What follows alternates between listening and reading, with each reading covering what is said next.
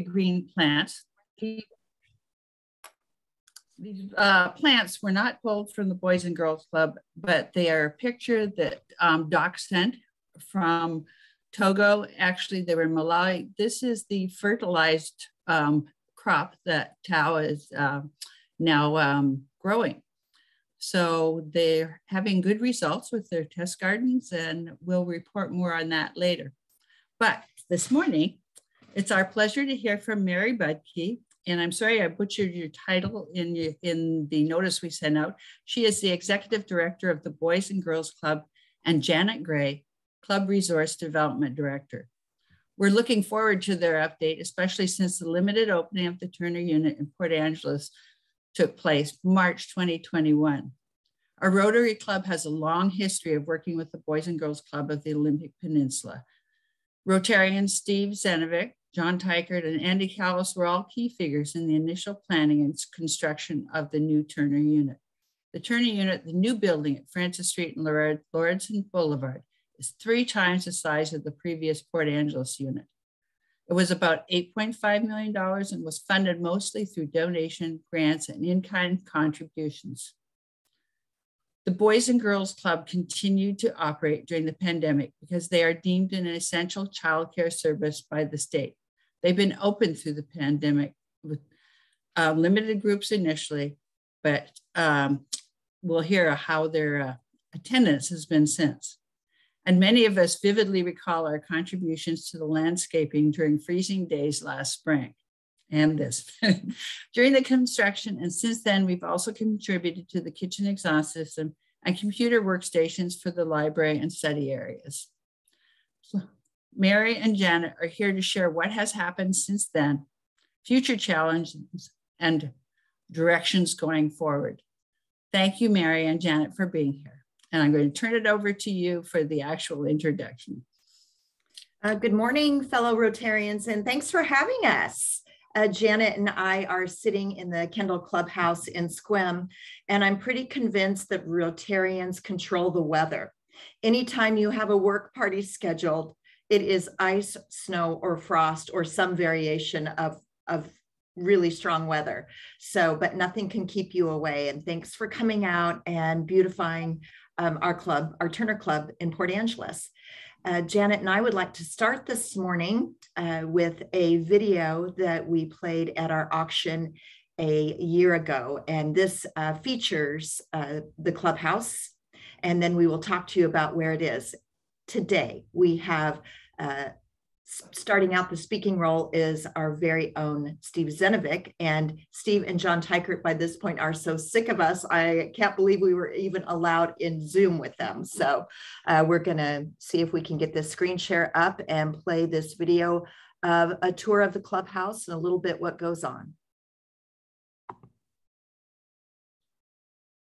And I'll need screen sharing. Kathy, if you could arrange for that. John's working on that for you. Okay. I just made you a co-host. You should be able to do it now. Okay, you may be sorry for that. Hang on. You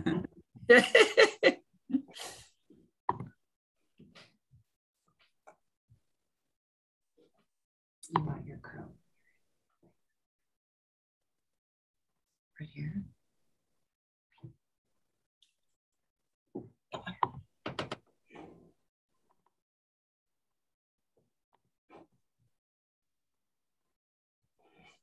Defining point in bringing our kids forward. There's been over the years, the Boys and Girls Club's done a great job, but you know, our community needs a place for kids to go in that transition time from when they get out of school until when they, you know, their parents come home from work. I think the community recognizes the value of that. I know I talk to people who have kids here and they say, you know, this is how I can function effectively and my kids get treated really well, get taken care of, and come home with smiles. The biggest thing I've seen in working towards this new clubhouse was developing support amongst the citizens in Port Angeles. Because in the beginning, people I ran into and wanted to ask money didn't even know we had a clubhouse. Now, after 5 years, we're here on a boulevard, you can see us. Just think it was a hidden gem that nobody knew about, and now they do. It's been a real enjoyable project. We've had a good design team, myself, Janet Gray, John Tykert, and of course, Mary and Ashley are critical to the program. I have a bachelor's degree in interior design. I went to WSU, so a big part of this project was getting to use some of those skills, sort of blending my two passions, which was really great for me after making the career change from practicing design on a regular basis. So this project was super exciting for me personally, and working with Steve Zenovic and John Tykert and the staff at the Boys and Girls Club to develop the best building we could for these kids was really important. The construction itself went very well, given the challenges we ran into. First of all, and as everybody knows, the pandemic had a major impact on everything related to the project. We also have a situation in Port Angeles where we do not have enough construction people to move quickly as we would like to. So those were our two biggest challenges, but we had a very good contractor in Neely Construction. They were committed to the project. In the end, they saved us probably $500,000 by how they took on the project and the support that they gave us. So I'm very pleased to have worked with them. The club has many experiences for their youth, and we focus on academic success, healthy lifestyles, and building great character and citizenship in our members. So we want to make sure that each one of these rooms had the ability to deliver programs that would achieve these goals. We want every member that leaves the Boys and Girls Club, every alum, to be a responsible, caring, productive citizen of the communities they belong to. So the first room that you're going to walk into would be the games room. Usually kids come in here to play board games or just have fun with their friends. It's got tons of different games for the kids to play. They've got tables to play board games if they want to. We've got pool, foosball. We really put a lot of emphasis on our games room because we understand that that's the hook for kids. That's what brings kids into the club. They see pool tables, they see foosball, all the fun activities that happen there. They get an ability to play games with the other kids here, compete. They learn friendly competition. They have staff incentivizing them to do their best and to use good sportsmanship. The staff get to play those games and really get to know the members as well. If you walk through the games room, you can go to the Learning Center, where you have the option to do homework, have a quiet place to just relax, just a place that's quiet, basically, to read a book if you want to. We have dedicated books for our organization so that the kids can check them out in addition to the ones they might get at the school or the public library. Next door, we have the computer lab. You can play games, do your homework if you don't have your Chromebook. It's got 18 computer stations in it set up for our youth to access every day after school. A lot of the school homework assignments are on programs that they can access from our lab, so they can complete their schoolwork right here after they arrive at the club and before they go home. They'll have cooperation, they'll have help, whatever is needed. We think it's important to capture youth in that 12 to 14 age frame where they start to gain some independence and have ability to stay home alone, not necessarily be under supervised care. Make sure that we have an inviting space for youth that age in our clubhouse. And for some of those kids, that means they've been coming here since they were 6 years old, and they might be a little bit burned out on the club.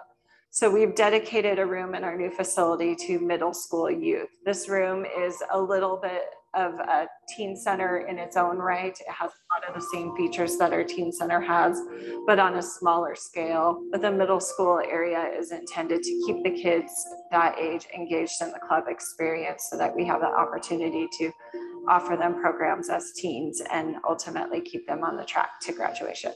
The gym, from my perspective, is to die for. It's a wonderful spot. The kids have been playing outdoors for the last 25 years, and now we have a place to be indoors. The gym affords the community so much. With that in mind, it has a nice entrance from the patio plaza area when you're first entering the building, so that anybody who uses our gym has access to an exterior door. And the restrooms and the kitchen were designed centrally so that there is connectivity for people who are just using the gym. In our old club, we had a very small kitchen, and something that our new club has is a lot of counter space.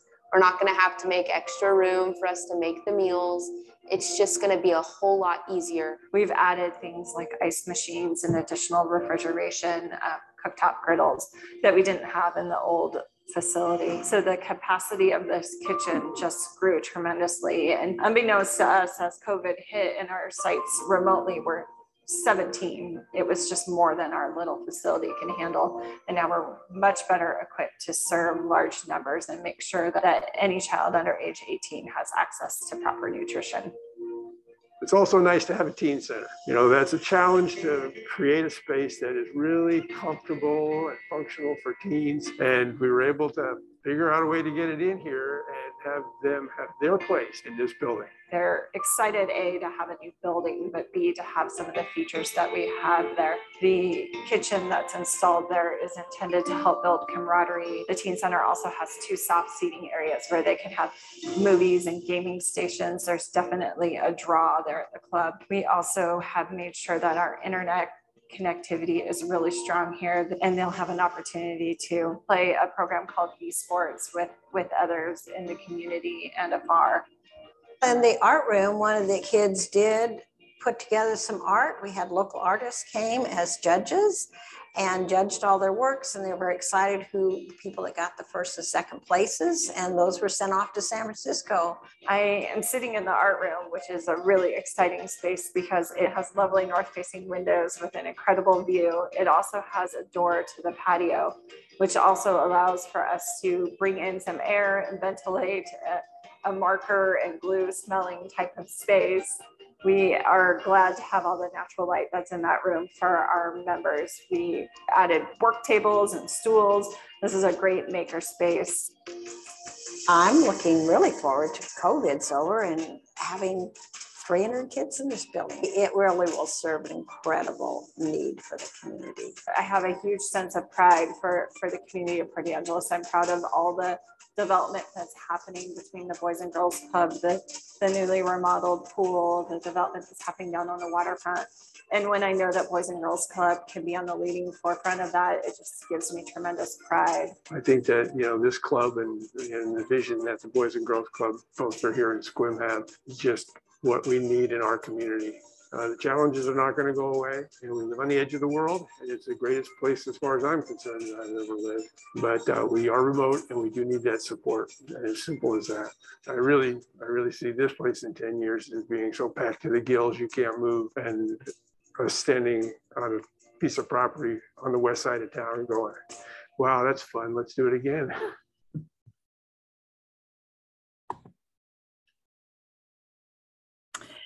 And that's where we were. I hope you enjoyed that video. Every time I watch it, it is due to a bunch of miracles. We got to build that building, and most of them are sitting in this virtual room that I see all your faces. I want to tell you that that is an $8.6 million build out, furniture, fixture, and equipment occupancy, and it is 100% paid for. We are no longer actively fundraising for that building, and it is complete and paid for. We have a few things that are coming our way there, and I'm going to have Janet explain. Grant, your flagpoles are coming, and a few of the things that we're doing with our building, and then we're going to talk about today and tomorrow. So I hope you enjoyed Steve's narration of that video. I don't think he was expecting that, so that was a good morning to you, Steve. You definitely get a good flavor of the building from that video, but you're all welcome to have a tour. So please reach out if you'd like to walk through there. If you haven't had a chance to go in, it's quite fun to see the kids actually engaging and using their building, and we're glad to have it for them. We did experience a few slowdowns with COVID. We got in the building in March of last year, so we've been in there nearly a year now. The slowdowns probably were in that last 4 months. We were really just trying to scramble like everybody else to figure out how to continue on and move forward. Just a few challenges with procurement, and some of those challenges still plague us a little bit. It took us a while to get our dividing room wall, to get some railings up, which was a big one for our certificate of occupancy, but we did get the building open and kids in there. We have a handful of things we'd still like to accomplish. We did get the playground in a lot sooner than we expected. That was a line item in our budget that we were putting off into the future that had some funding come through. So we got a good start on that, but we want to finish that plaza. You'll see some flagpoles going up in the near future, and we are trying to start our garden. The season is coming for gardening, and we have had a strong garden program up at our other location So we'd like to continue that here down on the boulevard. We will fence off a small area on the south patio and put in some container gardens for the kids. So we'll be moving forward with that particular project. We also have a teen director who is a biker himself and has garnered some interest from our youth. So we want to put in a bike repair station, some bike racks, and we are hoping for some funding to help purchase or at least subsidize some bikes for some of our teens. So we have some fun future plans out there. We intend on expanding the playground just a little bit with some rock climbing walls, some musical note features. So you'll see a lot of the ancillary projects continue. You might also wonder why the building does not bear our logo yet. We have purchased signs, they're stacked up against it, and we're this close to having a permit from the city. We're just waiting on some engineering for our monument sign, but we will get that name up on the building and everybody will know who we are at that point. But we are very close to finishing up some of our loose ends there. It's been a long journey, but we've learned so much in the past and through that path. But what it's exciting is we've been able to capitalize on some funding that's been out there and things that we learned to do some renovations in Swim. So this clubhouse here is 20 years old, and now we're upgrading our computer and our library and art room as well with some of the things we learned and some of the funding opportunities that have come available. So we're quite excited about what this means for our kids and the advanced technology that our clubhouses can now have. And that brings us to from where we were, how we got there, and where we are today. The Turner unit we are still operating at reduced capacity. We're adding children as we can safely. We got hit pretty hard with COVID about 4 weeks ago. We have 7 staff that operate during the day. 5 of them were gone with COVID. And the children from the various schools, because we are a confluence of all of the schools, including Dry Creek, that come to the Boys and Girls Club, the kids are coming in sick. Through Jamestown and the health department, we were able, with parent permission, to be testing kids as they were coming in the door. A lot of our school-age kids were sick with COVID. So we had to throttle back a little bit, where we were trying to add in increments of a few children a week. What we have done is we continue to add the kids that need us most. About 2 weeks ago, got an email from a school person who handles children who are coming from disadvantaged circumstances. A mom who works full-time in one of our area grocery stores asked if her child could attend the club because they're living in their car. I'm happy to say that that family has been taken care of, and right away. That is an example of community partnerships coming together, school and Boys and Girls Club. Not only that situation, but for people who are working who are well-resourced. We had an ER nurse from OMC, literally in tears, saying, I'm going through a divorce, I have 5 children, I cannot find childcare at any cost in this town. Is there any way you could open an hour earlier and out of school time, summer and breaks, so I can bring my kids and still hit my shift that starts at 7 a.m. That's when the shifts change at OMC, 7 and 7, according to her department. She said, if I can't find childcare, I'm going to have to quit and become a CNA so that I can adjust my schedule. We thought about that. We put a survey out, and now we are open an hour earlier to accommodate those that need us, the parents that need us most. So because of our new clubhouse and the space we have, we are able to do that. We're looking at spring break to be adding more kids. And right now, our average daily attendance, we're seeing about 115 kids a day. And we are looking forward to the time that we'll have our clubhouse stuffed with children. Our teen center opened on November 1st, and we had to go out and gather our teens back. And I can tell you they didn't want to come. Our teens, for the past 2 years, have been on their own. They've been doing remote school and coming back to in-person, but a large number of our teens have elected to do a hybrid model still, going to school traditional setting and also doing their remote learning. It's been hard to re-engage our students and our teens. That teen center has been extremely helpful in getting our teens back in. They don't want to be observed. They have started adult behaviors and they don't want to go back to being monitored and guided, but it is starting to come around and we're seeing more teens. And that kitchen in the teen center, they make their own pizza, they bake bread. I went up there on Monday and there was this gray mass and I did not know what was in, nor did I want to taste it. They made maple butter from cream and maple syrup and they were all delighted with that. I did not try it. I pretended I did, but I did not try it.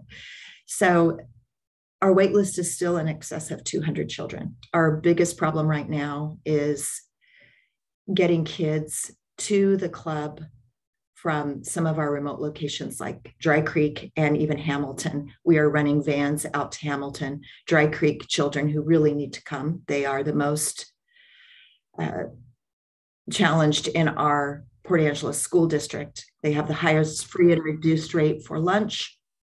And they also have the highest Native population and they are in severe need of services. So we are able to, through an exchange bus, pick some of them up that are dropped off at a closer school, but we still need to serve that area more. Here's some really great news. We had Boys and Girls Clubs of America national staff come through a week and a half ago and assess our safety at both of our clubhouses. And it was a deep dive. Boy, it sure felt like we opened our underwear drawer up and had everybody dig around. It was everything from our facilities to our transportation to our policies. It was a very deep, exhaustive dive. And I have to say the Turner unit only had 3 small exceptions because of the way that building was designed and built and the way it's been managed. John Tykert did beautiful exit strategy plans that are up all over the building. And that was one of the things that we got a gold star on. So John, you get a gold star this morning. And also just the plan and design. I do have to tell you what happened on Tuesday and my back is not the same. You saw one of those beautiful pool tables in the games room on the lower level. The teens decided they wanted that pool table upstairs. And we have 2 other pieces of games materials coming in to replace it, an air hockey table and another bumper pool table. So we were all down there trying to figure out if we could get it in the elevator, how we could get it up the stairs. And eventually it went up the outside exterior stairs without its legs on, sideways. And that's how we got the pool table moved upstairs. I just didn't even want to look. It was all sorts of disaster written all over it. But I can tell you that that clubhouse has become a true clubhouse. It is no longer a new pretty building. Even though there's not a name on it, everybody knows where we are and they are coming. And because of you and all of your individual and joint contributions to that club, we are not only up and running, we are thriving. We are looking forward to our first-year anniversary in the building, which is on March 5th. And we are planning a little party.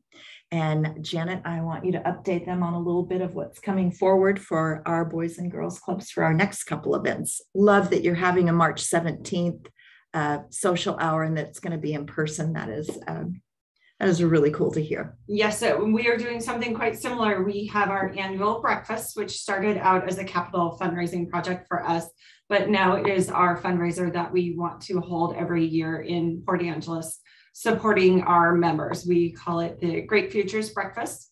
The intention is to raise money to fund our programs at the club. And we always at this event feature our Youth of the Year, and we will continue to do that. So I know you got big plans for the 17th, but on March 17th, we will be hosting our annual breakfast. It's the 4th annual breakfast.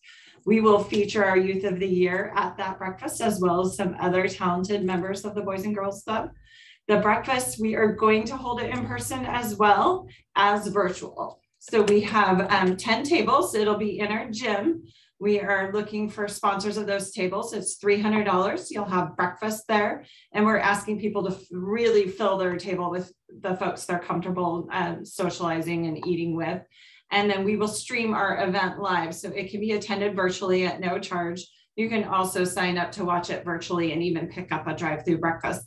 All this information is on our website. There's a wearing and sharing the green button there, so you can participate. I know you're morning people, you can't escape it now, but there's a 8 o'clock start on the 17th for the virtual program. But we would love to have Rotarians see the youth that we have to feature on that morning.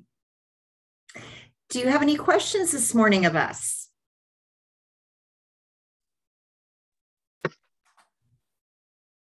No questions at all, really?